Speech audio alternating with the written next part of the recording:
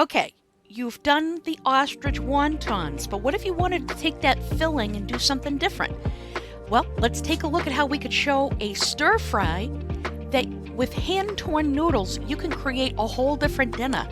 And it's comforting, it's soothing, and it really hits the spot, guys. For the recipe, head on over to kcknh.com. Monty and Allison are over at horsefeathersostrichfarm.com. Find us both on Facebook, Instagram, and YouTube. And be sure to like, subscribe, and share. Now, we all know in Asian dishes, there's a whole variety of noodles available.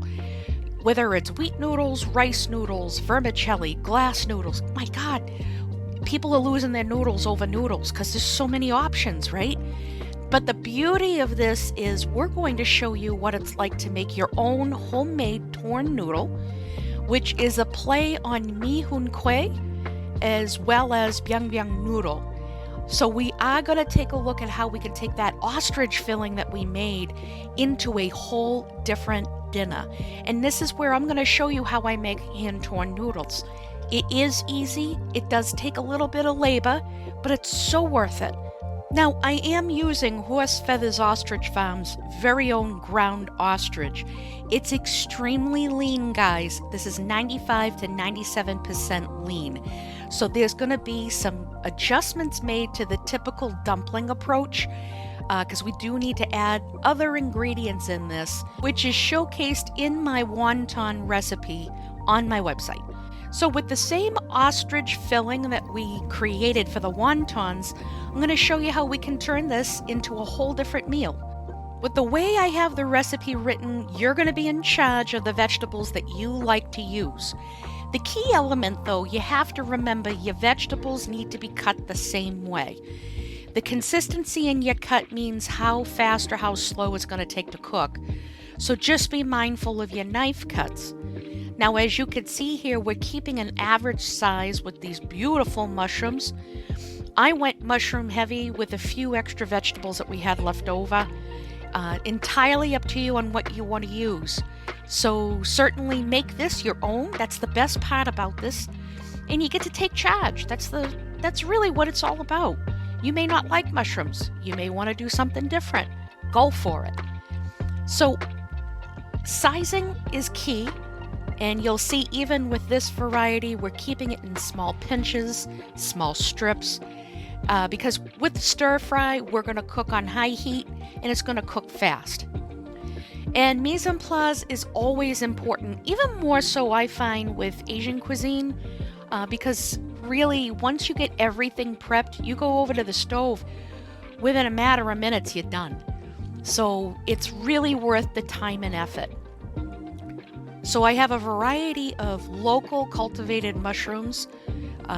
We're big-time mushroom fans, so pretty much a lot of large noodle-based dishes. I love mushrooms. Gotta do them. Now for the main component, which is the noodles. You have to use a scale. I'm not giving you cups because it doesn't translate correctly, guys. The recipe is going to feature scaled ingredients when it comes to the dough. And as you can see here, I'm using chopsticks, and I had people looking at me weird the other day. Why are you using chopsticks? Believe it or not, this is the less intensive, so much more cleaner approach to making homemade noodles. The chopsticks actually help me get this incorporated as much as possible with very little flour left. So that's the nice part here. I just want to try to work this in as best as I can before I put it onto my clean counter. So now that I see most of the fluid has been absorbed, I'm going to go ahead and put this onto my counter at this point because now we're going to do the kneading process. Now, it does take time, guys. You know, if you're doing homemade pasta or homemade dough or pizza dough, you know, you can use your mixer if you want. Personally, I find this very therapeutic for me, and plus I need to feel the consistency of the dough, so that's why I do a lot of hand dough mixing. So we're working this in, as you can see here, you can do it with one hand, you can do it with two hands, it's whatever's comfortable. But the main thing we're focusing on is developing the gluten in it, and as you can see here, the behavior of the dough has significantly changed after time. I typically need to do 10 minutes, sometimes 15, depending upon the amount. And after it's come together, I'm just going to put it back in the same bowl that it came from, and I'm going to put a little bit of oil on top of the dough. Now 30 minutes later, I'm going to take that back out of the bowl and I'm going to start working with the dough to roll it out. Now, hand-torn noodles, one of the best things about this is there's no such thing as having to be perfect. Screw it, because they're going to be perfect after you're done cooking them. This is going to be the most delicious bite you'll ever have.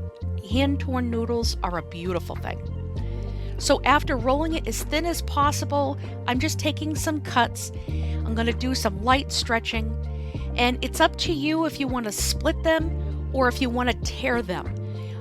That's really simple. You can't get any complicated and you can't get any simpler.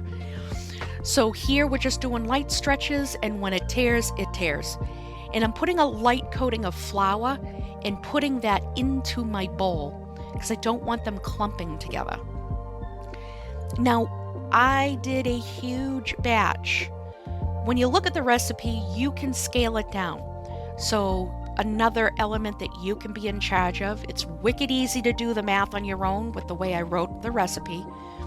But I'm thinking if you have kids or teenagers, they're going to love doing this in the kitchen with you. It's a lot of fun. So here it's just a plastic scraper, easy to use when I'm playing with the dough, stretch it and tear it. And I'm going to tell you something, there's a lot of satisfaction in this. I could easily do this for hours. It's so much fun. So with that in mind, everything's been stretched, torn, and lightly floured into a pan, preferably a deep pan or a pot, whatever you use. Just make sure that you're working with boiling water. Now, fresh noodles are going to cook fast. Do not walk away. Remember, you coated them in flour, so you're going to bubble over.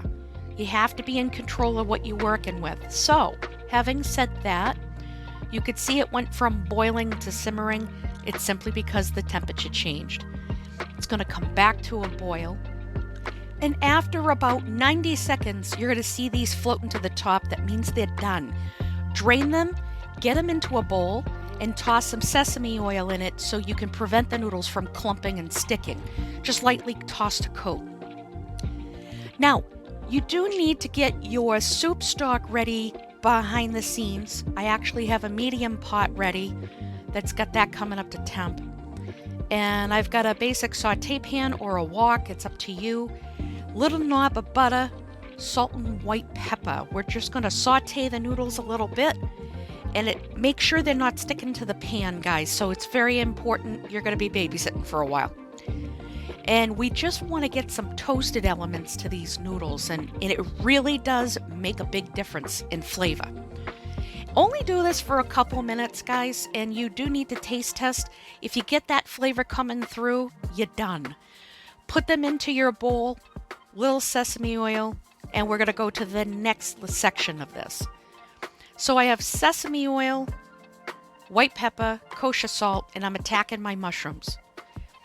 So we're going to make sure that as we cook these, they're going to lose moisture. That's okay. We want to be able to cook these down because it does look like I got a crap ton in there. However, they're going to cook down. I'm going to add my garlic. Do as much garlic as you want. I typically do the equivalent of 3 tablespoons worth. And only after a few minutes, I'm going to hit it with a little bit of my stock. And that's going to help speed up the cooking process and essentially steam and go back to stir frying the mushrooms. So the flavors are going to start coming through and you're going to just lose yourself. It's like amazing. Now I just happen to have some extra vegetables from another night's dinner. I'm like, hey dude, I could just put it in the pan. So we're going to continue to saute. We're going to stir it around. We don't want this to burn. The last thing we want is to have this sitting and not having any movement.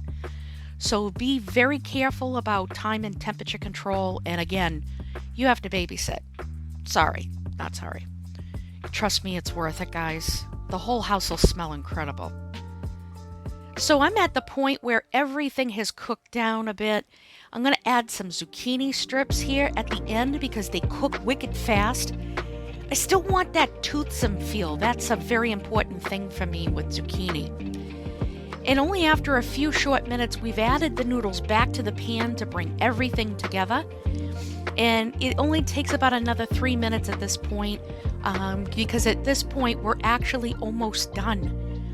This will go back into a bowl because it's going to keep itself nice and hot because we still have to cook up that ostrich filling, right? Okay, noodles and veg go back into your bowl. We go right back into the same pan. I'm not cleaning it because it's flavor making, guys. Little bit of sesame oil, but I'm not putting seasonings in because you've already made the filling. So we're going to cook up that ostrich filling here. It doesn't take long to overcook ostrich. Keep that in mind, guys. Keep it moving. This can overcook itself wicked fast. In fact, it can actually burn. So definitely make sure you're moving it around in your pan. Now, at this point, we're going to start setting up the bowls because this is going to come off the heat. It's got it to the point where I've got to add my scallions. The scallions at the end are the best way to retain color and freshness. And you're going to get that beautiful flavor combination right there in the pan. Now the recipe is enough for 2 to 4 people or 4 to 6 if you do the full ostrich filling, but you have the ability to do half. So let's take a look at what ostrich looks like in the form of an Asian dish. Look at the beautiful colors. Look at the textures, guys. You can't tell me you're not interested. Look at this. The flavors are beautiful, and the flavors from a stir-fried noodle are even better.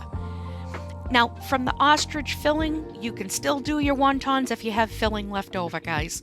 As always, thanks so much for joining me. I certainly hope you'll give this recipe a shot. And of course, if you need my help, you know where to find me. All right, guys, have a good one. Take care.